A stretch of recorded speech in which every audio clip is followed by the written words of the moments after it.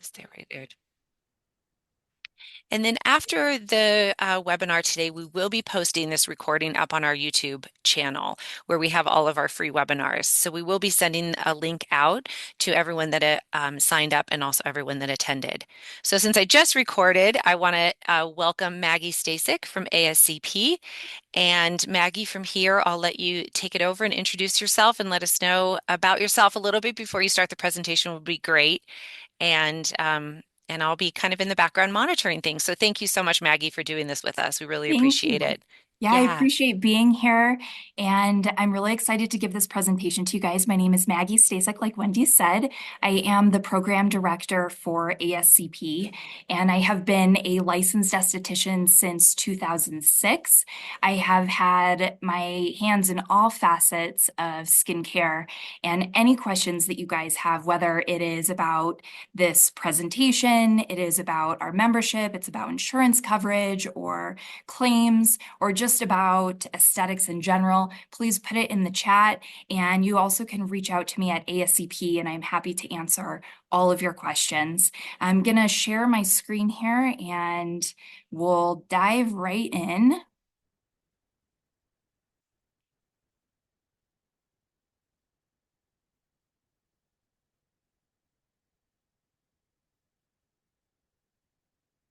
Are you seeing that, Wendy? Yes, we are. It looks great. Okay, Thank you. awesome. All right, so this presentation is about reducing risk. And if I can advance my screen here, maybe. There we go. So what I'm going to share with you guys today is stories that are real injuries to clients. They are pulled from our files. The three types of liability insurance that you guys really should consider as estheticians, and also steps that you should take if an incident does occur. 10 ways to reduce risk to your clients, again, if an incident, heaven forbid, does occur. And then the differences in liability coverage, because there's a lot of options out there. So just keeping your mind open when you are examining all of your policy options. So think about this. Do beauty professionals really injure clients? I wouldn't be here talking with you today if injury didn't occur. So yeah, accidents happen, clients do sue. And on average, we have about 250 claims that are open and active in any given month. And some of these can be very minor, but some of them can be huge incidents that have they go to trial, they can be ongoing, and they can be really major. So we're going to break this down a little bit about what you need to know. So I do have professionals that I speak with, and they tell me, my client would never sue me. She's been coming to me for years. We're friends. And this esthetician is assuming that if anything did go wrong, her client would be understanding and patient. And that may be true, but if she's racking up, say, 20,000 plus in medical bills, do you think she's going to pay for that herself? No, she's going to expect you to pay for that. And then it really becomes you versus your friend. So think about all these instances when you are in a client treatment setting. So the riskiest treatment we have is waxing. And if you think about that, it makes sense. Waxing is an excellent moneymaker. It's a great add-on. It's a fast, high profit service, and it almost always guarantees results. And you have regularly booked visits from consistent clientele. But waxing claims, they can be major. You can have lifting and tearing of the skin. It's resulting in scarring. And I'm sure you all can use your imaginations to think of what might be considered some of the most painful and undesirable places to have skin tearing and scarring. So our average Brazilian waxing claim, this is typically about $16,000, which is not a small amount of money. We have had one particular case that turned out to be much larger. The incident occurred just 1 week before the client's wedding, and the member, with nearly 20 years of experience in waxing, was working on a new client, and the service, it did seem to be going smoothly. During the procedure, however, the wax strip was pulled and the client's skin did unexpectedly lift, causing pain, bleeding. The skin was torn, and the member sent her client to the ER. She did receive several stitches for the lifting of the skin. The following day, this client did contact the member for follow-up.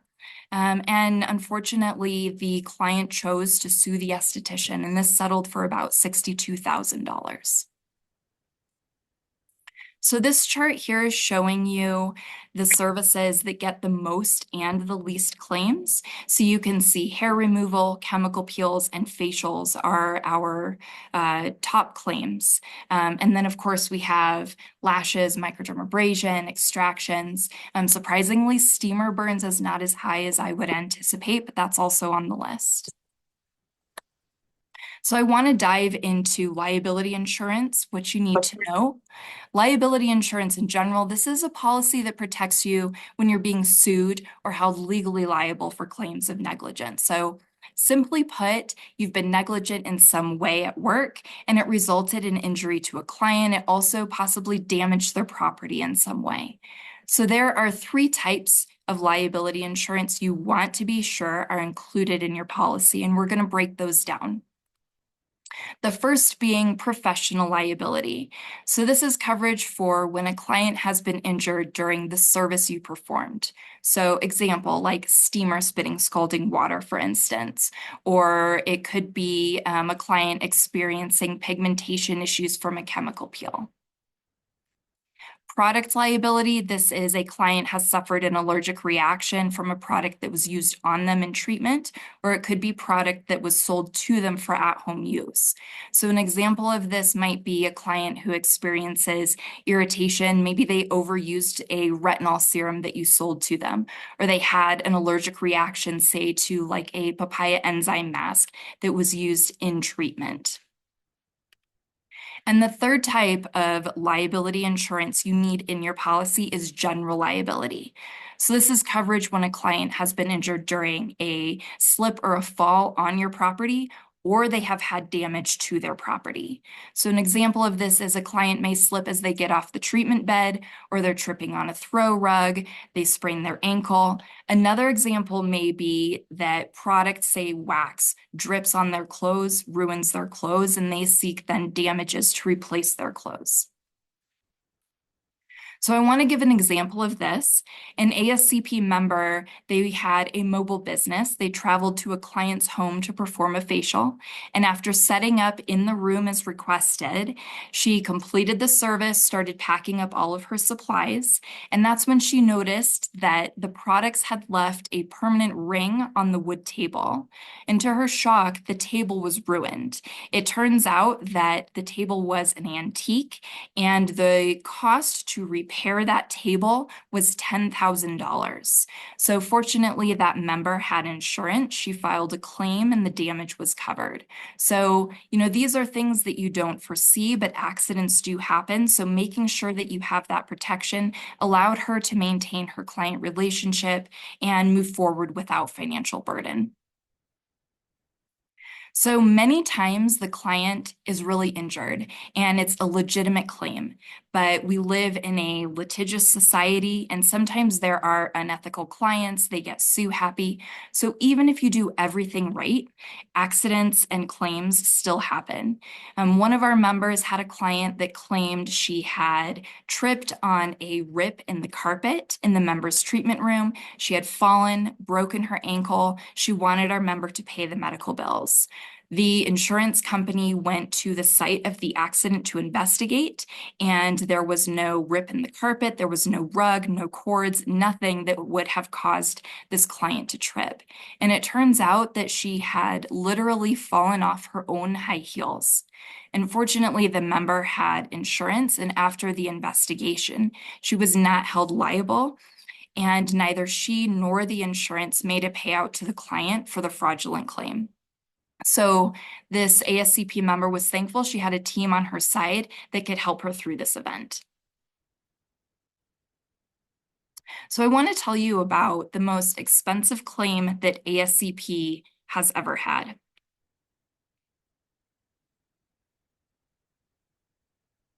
So in this situation, the esthetician, the member, saw a client for the first time who wanted to receive a service, and the client had told our member she had very sensitive skin, she suffers from rosacea, and the client said she had visited a dermatologist. It was difficult for her to find products on the market that wouldn't cause her skin to react.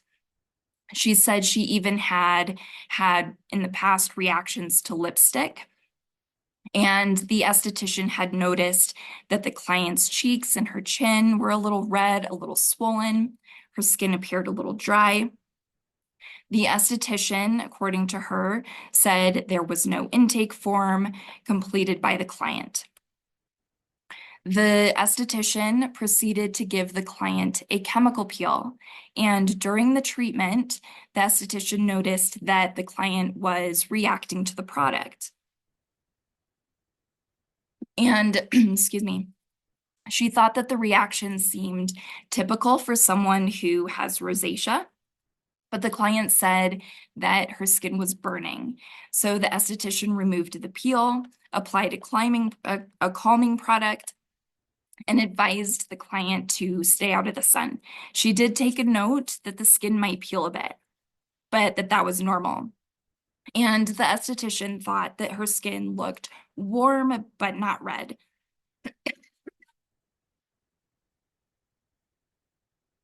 So, excuse me, I'm sorry, you guys. The next day, the client called the esthetician and said that her face had remained very red after she left the spa. And the esthetician stayed in connection for several weeks with that client and reported that she thought that the client's reaction was normal and the client seemed fine. Later that year, so several months have gone by, our member received a letter from an attorney alleging that the esthetician had negligently burned his client's face during the treatment, had included photos of his client with severe burns on her face, and the client had been hospitalized for several days while the burns on her face and décolleté were treated. So to make a long story short, demands escalated. The client alleged that the chemical makeup of her skin had permanently changed after her service, and she was continuing to receive flare-ups, but no permanent scarring. So there was a long process of claim investigation, unsuccessful mediation. The case did go to trial, and the jury ruled in favor of the client and awarded a huge amount in damages, plus there was attorney's fees, and the litigation spanned a total of 5 years. So considering all this, think in your mind, what do you think the total payout was? So we had court costs, motions, mediation, attorney's fees on both sides, and the payout to the client, $1.2 million. So there's a lot of lessons to learn here. First, always complete a consultation form. So it may not stop someone from suing you, but it may help in your defense in court. Know your products and protocols, and never perform an active treatment, on a first-time client, especially one that is telling you they are sensitive, they have rosacea. And always, always do a patch test, especially on someone with sensitive skin who is known to react. So these lessons learned will not always protect you, but keep your client safe as well. So our member here found this process very unsettling, did not renew her membership after the client complaint was made. But nonetheless, the insurance company paid every dime of that settlement, even through the legal process, even though it took 5 years to get to this payout. So there are 10 ways to reduce risk. And sometimes things go wrong just no matter how careful you are. So I want to highlight the three that I think are the most important. The first is to always use an intake, health history, and waiver form. Even if they are your friend or your family and you feel confident that you already know their history, just as we saw in that last example, it may not protect from a claim, but it will help in your defense. Number two is to never practice unsafe procedures. Again, just as we've seen. And if it is outside of your scope of practice, refer out. So know your state's scope of practice. And states may change or alter their scope, but be sure you're staying informed. And again, number three, when in doubt, refer out. Have a referral network. If there's somebody that performs that procedure that you do not, send them. If there's a dermatologist that can perform that, send them. And be sure that those people are referring back to you. Hey Maggie, we do have one comment and a question if I can Absolutely. interject. Okay. Please. Um, Christina said that she always tells people that no facials and waxing in the same day. It's just too risky. So that's one thing that she does. She also asked if an intake form is utilized, but the client forgets to sign and the esthetician misses that, can you be held liable? Yes and no. Okay. If the client has left and you have seen that they did not sign, I would write on that form the date and client did not sign. If years go by and there is a claim and that is handed over to the insurance company and there is no signature, it is possible you will be held liable in the sense that the client can say, I never filled out that form. That's not my form because there's no signature to prove it. Okay, thank you. Hopefully that answered your question, Christina. Thank you, Maggie. Of course. So what to do if an incident does occur? Um, let's say you follow the top 10 ways to reduce risk. An accident still happens. No one intends to injure a client, but sometimes, as we've seen, accidents still occur. So assess the injury, seek medical treatment if warranted, take photos, never admit fault or liability. Even saying something as simple as, I'm sorry, is admitting fault or liability. Um, Again, do not offer to pay for medical expenses. If they need medical treatment, end the service immediately and send them to whatever it is, urgent care or the ER, and document the incident in writing, as detailed as possible with the date, and then contact your insurance company right away. It doesn't mean you are filing a claim or that there is a claim, but you're letting them know that there has been an incident and this is the nature of the incident. So now if you find a company, I want to talk about the two different types of coverage. Charging very little, just be careful because not all insurance is created equal. And you don't want to cheap out when it comes to protecting yourself and your career. So there's a lot of competition out there. There are cheaper companies that can knock their prices down because they're offering what's called shared coverage. So shared coverage means that you are sharing your policy amount with everyone else that has that policy. So that would mean instead of saving that $1 million coverage for a full year just for you, it would be split between everyone who has also purchased that policy. So I just told you about one claim for one member that cost over $1 million.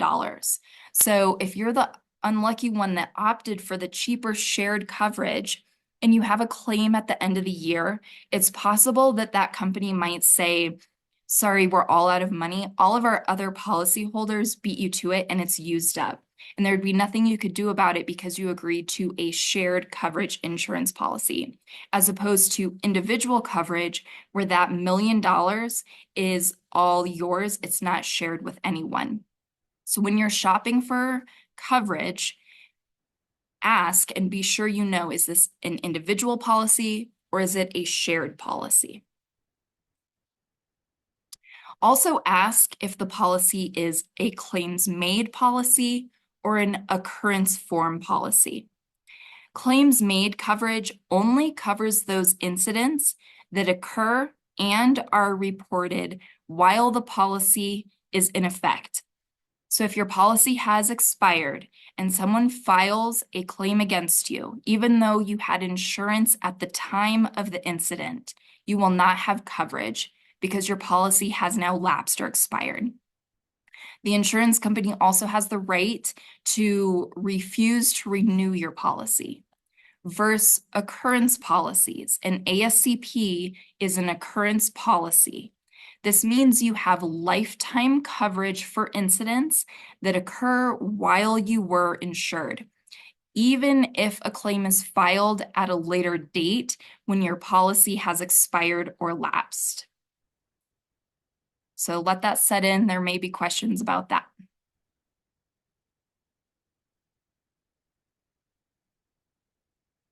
So I want to take a minute to chat about ASCP because we are not an insurance company. We are an association, and insurance is one of the benefits of being a member of an association. So the insurance portion benefit. This is professional liability, general liability, and product liability, the three types of coverage.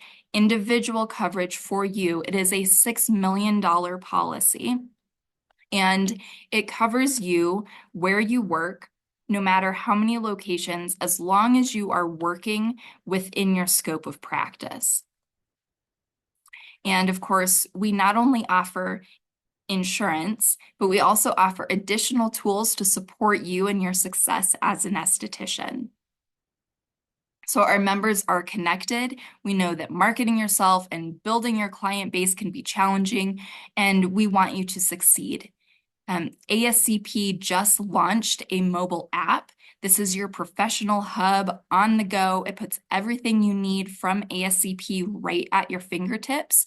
You can gain easy access to all your ASCP resources. This is continuing education, business building tools, important updates, push notifications, all the things right from this app. We also have partnered with Pocket Suite. This is to bring you easy, customizable scheduling, credit card processing.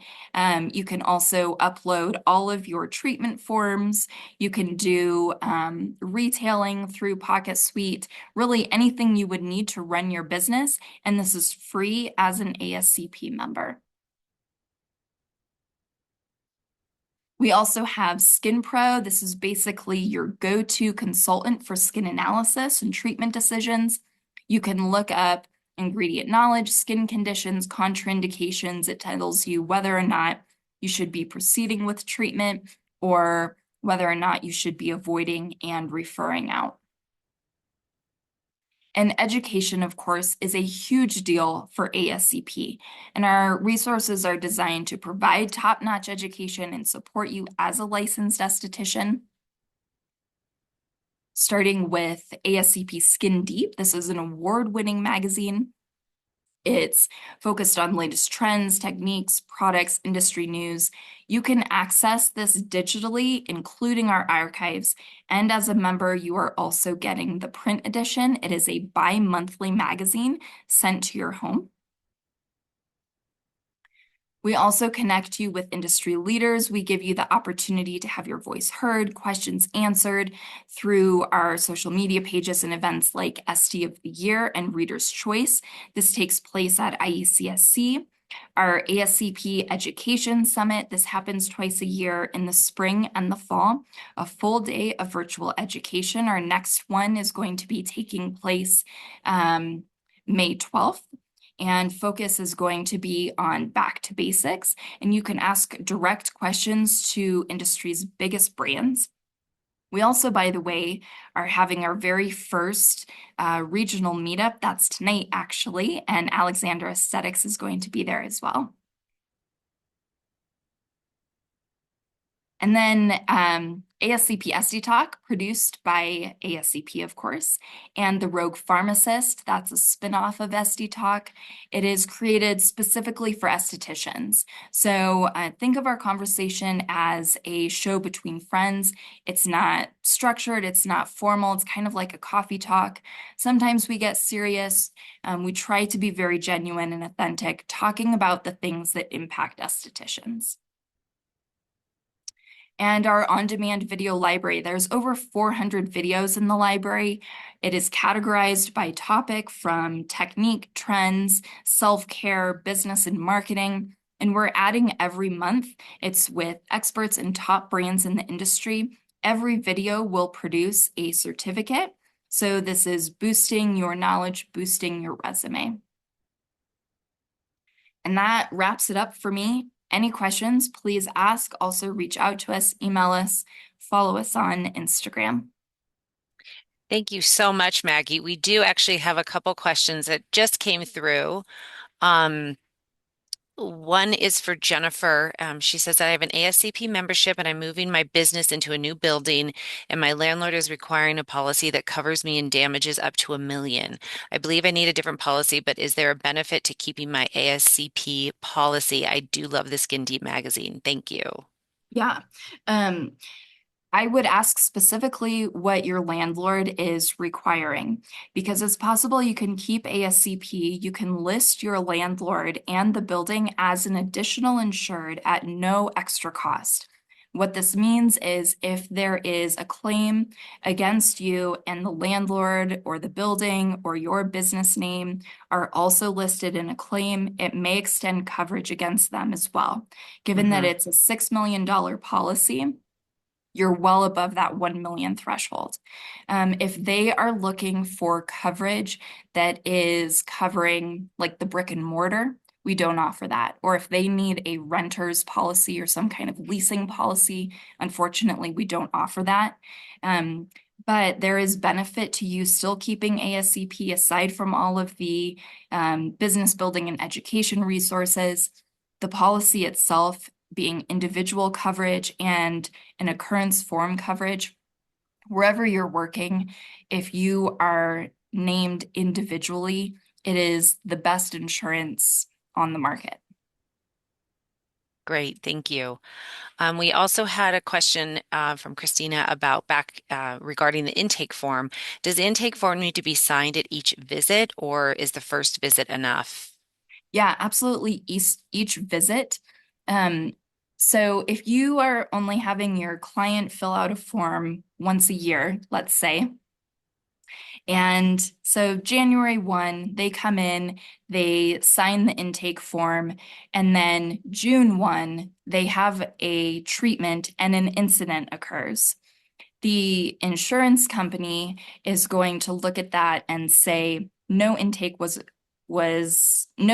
happened on June 1 to document changes in her skin, and depending on the nature of the incident, they would say there's no documentation, if that makes sense what I'm saying. So you Hmm. want to document for every treatment, and that's going to protect you against any claims of negligence.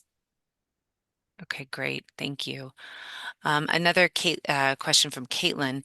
If a client marks something incorrectly on a yes or no question and scribbles it out, then fills in um, the other one, should we keep that intake form or give them a new one?